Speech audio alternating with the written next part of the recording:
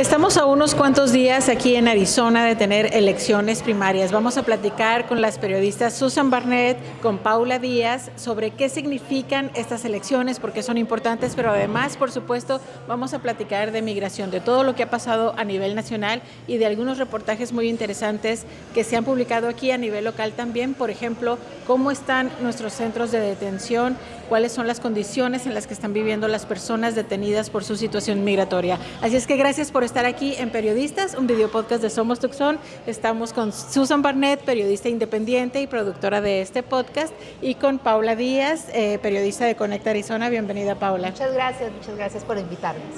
Muy bien, ¿qué tal si empezamos platicando un poco, Susan, Paula, de estas elecciones? El 21 de julio es el día de la elección primaria en Arizona. ¿Qué significa la elección primaria? ¿Por qué es importante que estemos al pendiente de esta elección, Susan? Bueno, pues la elección primaria son partidistas, entonces si tú eres demócrata, tú puedes votar por entre demócratas quién quieres que siga a las elecciones de noviembre. Entonces esta elección es para muchos nomás para definir quién va a estar en el boletín en noviembre, a quién vas a poder escoger. Muchos de los votantes aquí en Arizona somos independientes, hay muchos independientes y en ese caso puedes pedir tú un boleto demócrata, una boleta demócrata o republicana, pero si no la pides, no te la dan y tú no puedes votar en las elecciones primarias. Así es, en realidad las boletas nos llegan según cómo nos registramos. Recordemos que los sistemas electorales son muy diferentes. Por ejemplo, en México, normalmente ante el Instituto Electoral tú no defines si perteneces a algún partido o no. Pero acá, si tú te inscribiste como demócrata o como republicano, te llega esa boleta para la elección primaria. Es decir, como Susan dice, es la definición de las candidaturas. Y Paula, si nada más estamos eligiendo candidatos, ¿por qué en realidad es importante votar para estas elecciones? Yo creo que es muy importante votar en las elecciones, pues para las personas que son partidistas van a escoger el candidato que los va a representar en las elecciones de noviembre. Y para muchas personas las elecciones de medio término no son importantes y eso lo vemos reflejado en las urnas porque se ve mucha más gente en las elecciones generales que en las elecciones de medio término, pero son muchísimo más importantes en estos momentos donde hay tantos temas controversiales como uno de esos la inmigración, porque las personas que elijan en estas elecciones del 21, el próximo martes, son las que van a representar, en su mayoría son las personas que van a ir en la boleta de noviembre y es muy posible que sean las que ganen y las que vayan al Congreso. Si se cambia el Congreso en noviembre, muchas cosas pueden cambiar para muchas personas. Entonces, es muy importante estas decisiones y quizás es muy importante, más ahora que mucho antes, tomar conciencia de las elecciones de medio término. Exacto, esa es la elección que nos va a llevar a noviembre. Aquí se eligen a los candidatos que van a estar en la boleta de noviembre y las elecciones de medio término, como bien dice Paula, a veces no les ponemos tanta atención, pero a nivel estatal incluso se va a elegir a un gobernador. Ahorita, por ejemplo, el 21 de julio, los republicanos tendrán que elegir quién va a ser su candidato y se va a enfrentar, ya se sabe, a la actual gobernadora del estado que es demócrata y que busca su reelección. Ella no lleva una competencia ahorita. Y así como se van a renovar los distritos electorales, legislativos, senadores estatales, representantes de la Cámara de Congreso en Arizona, y hay distritos que son históricamente cargados a un lado o al otro, que históricamente los gana un partido o el otro. Entonces, ¿qué significa eso? Que quien gane la elección primaria muy probablemente va a llegar, en realidad va a ganar también la elección del 3 de noviembre. Entonces, algunos de los distritos usan en los que podríamos estar como más pendientes. Sí, la LD 20, el Legislative District, el Distrito Legislativo 20, es uno de los más, pues, ahorita cargados. Son entre los candidatos demócratas Alma Hernández y Roque Pérez. Alma Hernández ahorita está en la Cámara de Representantes, pero como ya estuvo 4 términos ahí, que es el límite, ahora busca un puesto en el Senado estatal, y se enfrenta internamente entre los demócratas a Roque Pérez, pero esa contienda ha estado cargadita de tensión. Vale mencionar que la alcaldesa Regina Romero, la congresista Adelita Grijalva y no me acuerdo quién más, pero de entre ellas dos han han apoyado a Roque Pérez, que es él estaba en el ayuntamiento antes, El Distrito 20 es uno aquí en Tucson que tenemos que representan a muchas personas aquí en Tucson y hay mucha gente hispana, mucha gente que van a tener que responderle a la comunidad y vamos a ver qué pasa, pues. Vamos a ver qué pasa, es una de las contiendas más calientes. Hay otras, por ejemplo, hay distritos que son muy republicanos, distrito 17, distrito 19, ellos, la competencia interna ahí está más bien entre los republicanos. Luego también, Paula, vamos a elegir los votantes, quienes aparecen en la boleta en noviembre para puestos como superintendente de instrucción pública, lo que en países como México vendría siendo la Secretaría de Educación Pública, que es muy importante, la fiscalía que ahorita está en manos de una demócrata, también los republicanos tendrán que elegir. Es decir, son puestos en los que a veces ni siquiera comprendemos muchos bien cuál es la función, ¿verdad? Pero que son muy importantes, en realidad definen mucho de las decisiones que nos afectan en el día a día, en educación, en impartición de justicia, en la preparación de elecciones también, la Secretaría de Estado. Entonces, en ese sentido vamos a tener que estar muy pendientes y Conecta Arizona, Paula, tiene varias guías. Nosotros hemos preparado unas guías electorales precisamente porque mucha gente no sabe qué es lo que se está votando. Entonces, si uno no sabe, puede ir a esas guías y entender, este distrito está peleando estos son los candidatos, qué es lo importante para este distrito, porque cada distrito tiene sus prioridades. Y también, por ejemplo, por pueblos, ¿no? Vemos que aquí está Sahuarita, Marana. Sahuarita tiene unos candidatos, o sea, uno pasa en el semáforo y ve esto lleno de pancartas y uno dice, ¿y eso para qué? Y, o sea, ni sabe qué es. Entonces yo creo que sí es importante en ver las guías electorales y entender, ¿no? Porque hay que votar informado, o sea, no podemos votar por votar. Y yo también quiero hacer un llamado para los demócratas para que se unan, porque las divisiones entre los demócratas y los republicanos están mucho más unidos que los demócratas. Y ahí es donde hay unos huecos y para nosotros los independientes nos funciona mucho que ellos puedan tener un candidato por el que nosotros podamos decidir como claramente, ¿no?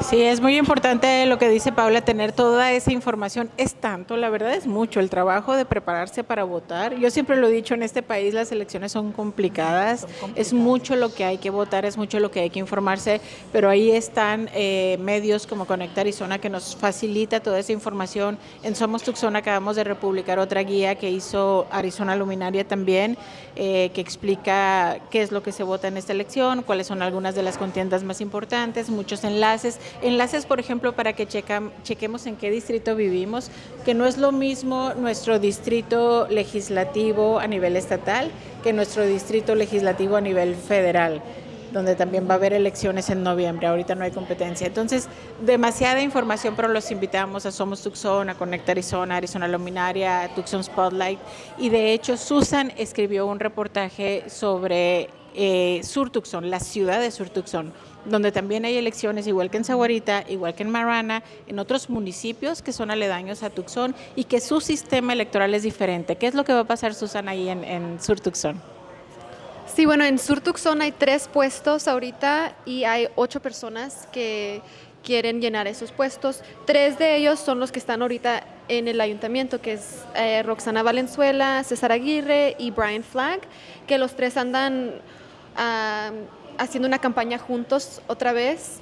¿Los 3 puestos que se van a votar son en el concilio? Sí, y la cosa de Sur Tucson es que ahí no votas por el alcalde, ahí votas por la gente en el concilio y ellos votan por el alcalde. Y Sur Tucson es una ciudad de 1.2 millas cuadradas, es muy pequeña y ahí se puede mirar directamente cómo tu voto cuenta y para dónde va, la seguridad pública, affordability. Hay muchas cosas que el concilio ha hecho recientemente que ahora van a tener que enfrentar en los siguientes años, pues. Una de ellas es, se acaba de ir, en octubre pasado se fue el Food City, que estaba ahí en Sur Tucson, el único supermercado en todo Sur Tucson.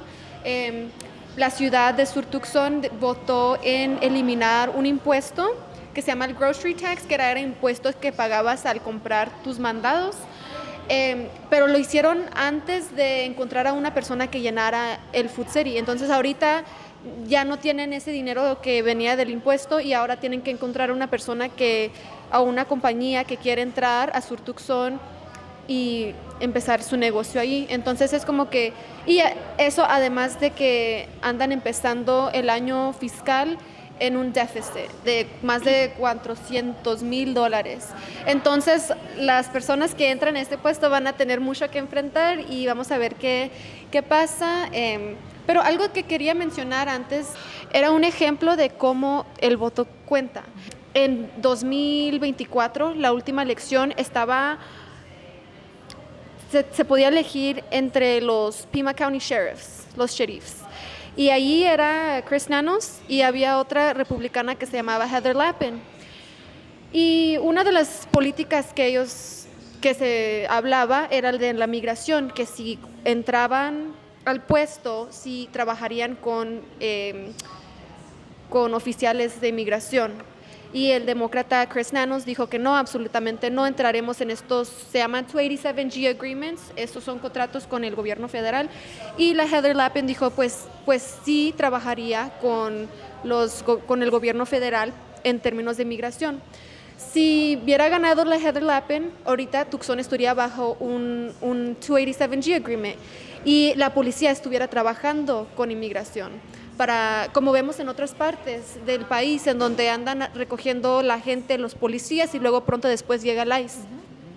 Entonces, en escoger a Chris Nanos, que muchas veces ha dicho que no va a cooperar de esa manera, no van a firmar ningún acuerdo con el gobierno, de esa manera ha protegido un poco a la comunidad inmigrante. No hemos visto esa colaboración. Esa colaboración, como hemos visto en otras partes de este país. Entonces, esa es nomás una manera pequeña en cómo nuestro voto tiene influencia sobre cómo vivimos nuestra vida día a día. Y pues también, ahorita estamos en una cámara muy dividida. Entonces, aún es más importante votar en estas elecciones porque Arizona es independiente, pero mayormente vota republicano. Entonces, sí. Es que es interesante esa parte de la gobernación, de la gobernatura o la gobernación de Arizona. Ves que la gobernadora Katie Hobbs tomó el puesto de un republicano,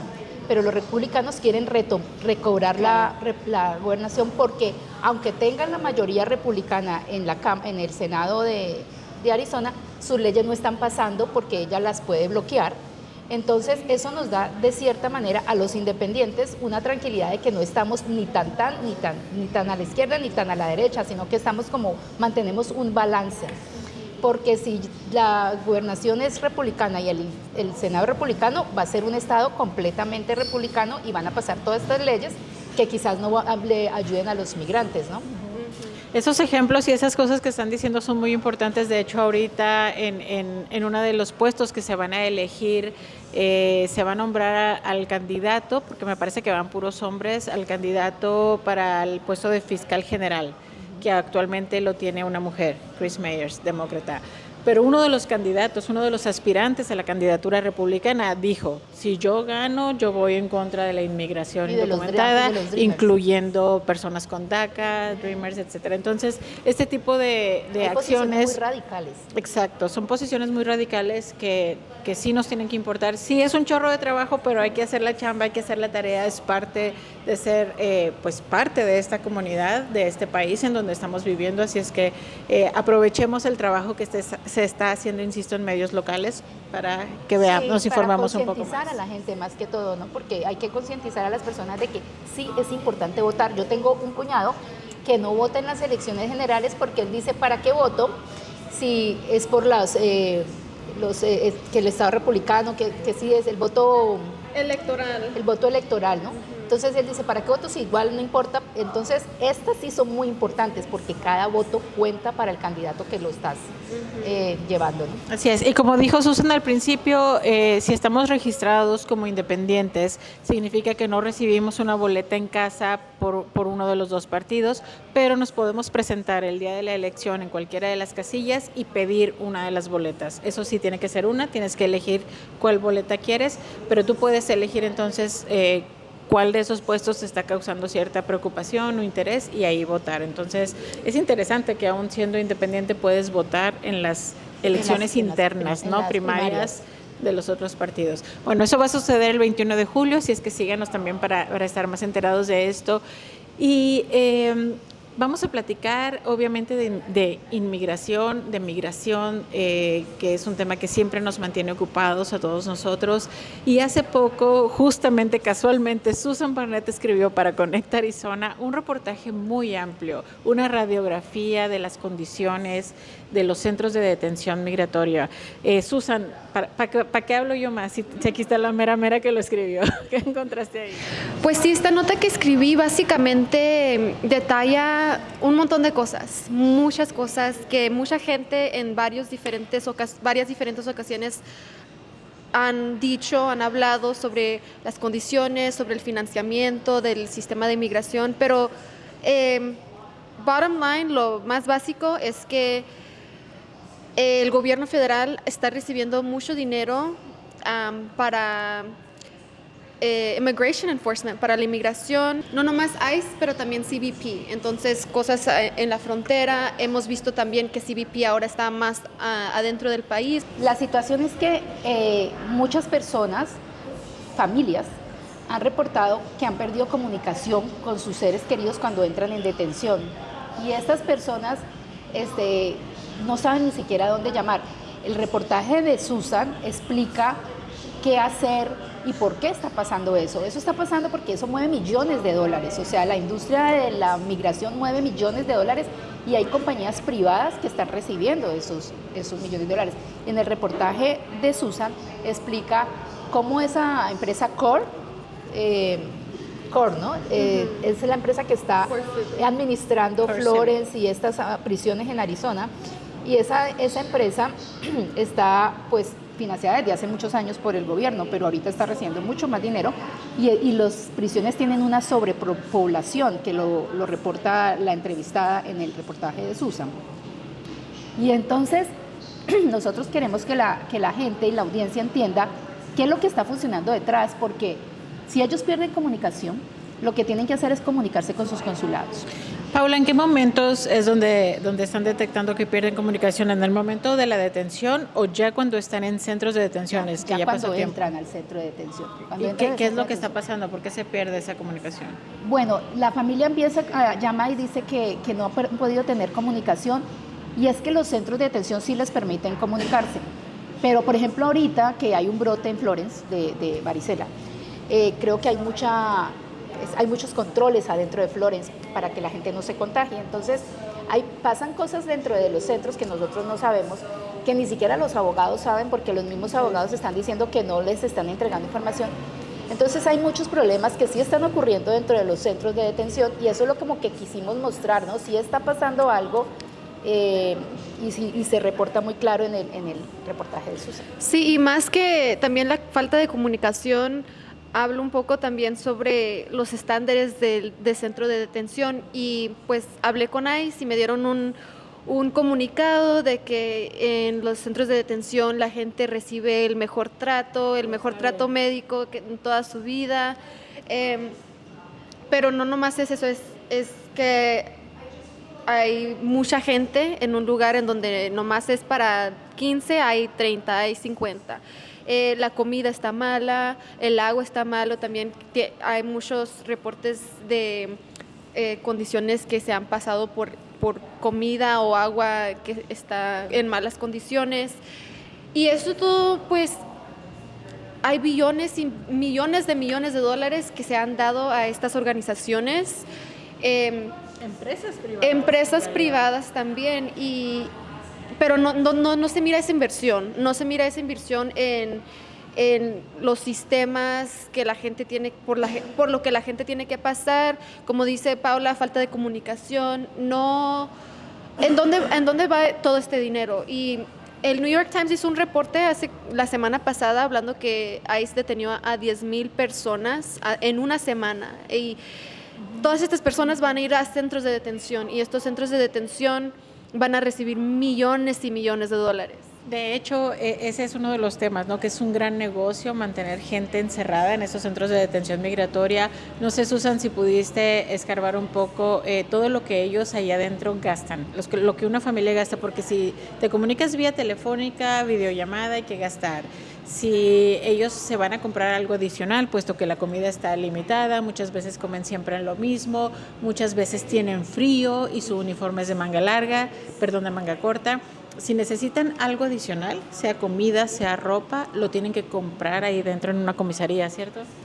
Sí, de hecho, yo para otras varias notas que he escrito, he preguntado sobre esto y no nomás son los costos de las videollamadas, que una señora me dijo que en un año ha gastado un poco más de $4,000 nomás en puras llamadas. Pero muchas de estas personas también andan pagando abogados de inmigración, abogados de habeas corpus, que ahora es un proceso nuevo que la gente tiene que pasar, que es básicamente de preguntarle a la corte por qué me tienes detenido. O sea, es otro proceso legal que antes no se usaba en inmigración, pero ahora la gente tiene que pagar separado el de inmigración y el de habeas, porque son diferentes procesos. También, pues, la comida.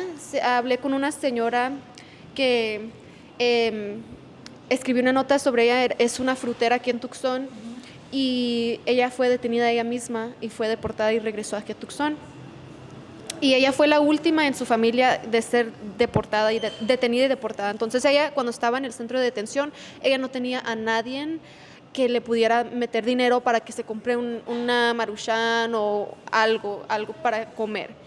Y ella me dice que para agarrar como algo nice, como una Maruchan, que eso es algo nice en los centros de detención, ella me dijo, yo le hacía mandados a una señora ahí y ella me compraba las cosas que necesitaba. Entonces, o sea, si le tocaba lavar los trastes, me mandaba a mí y yo ya de ahí sacaba. Entonces, si no tienes familia, es aún más difícil poder tener un sentido de normalidad en los centros de detención, pero miles de dólares que la gente ha gastado. Así es, pues el reportaje completo está en Conecta, Arizona. Es muy importante ese tipo de reportajes.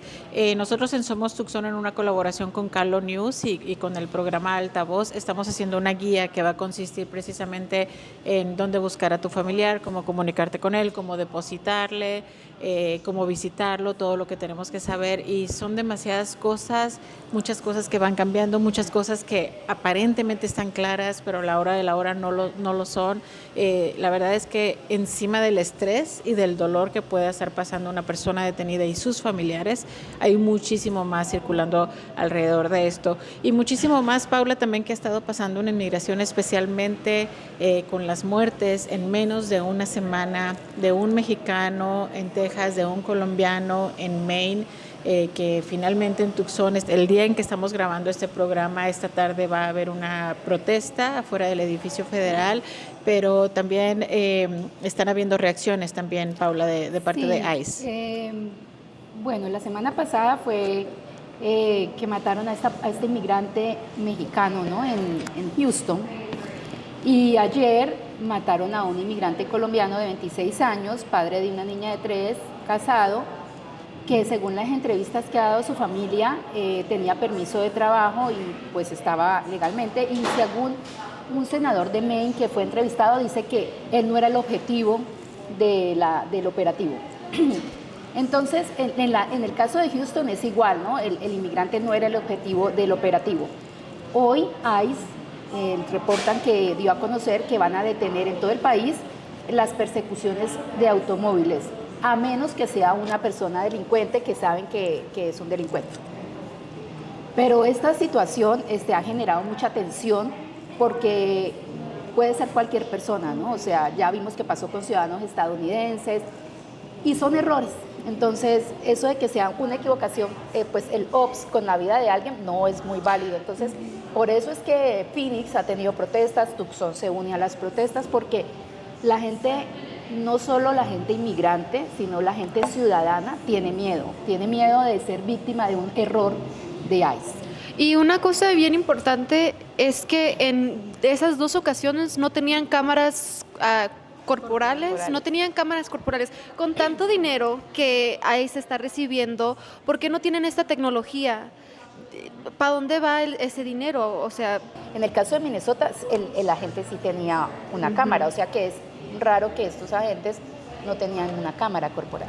La realidad es que hemos estado viendo demasiadas inconsistencias en las formas en las que operan, demasiada falta de transparencia, y estos casos vienen a sumarse a otros. Según un reporte que vi, me parece que era de PBS, ya la muerte del muchacho colombiano, que sería la más reciente, ya vendría siendo la 9ª en este tipo de situaciones, en esto que se considera en la campaña, digamos, en lo que lleva de la actual administración del presidente Trump, en su campaña de persecución de inmigrantes indocumentados, que no todas las personas que han perdido la vida fueron además personas indocumentadas, y que tampoco tendría que ser una razón válida para que pierdas la vida en un enfrentamiento con agentes oficiales. Sí, en este caso, por ejemplo, del colombiano,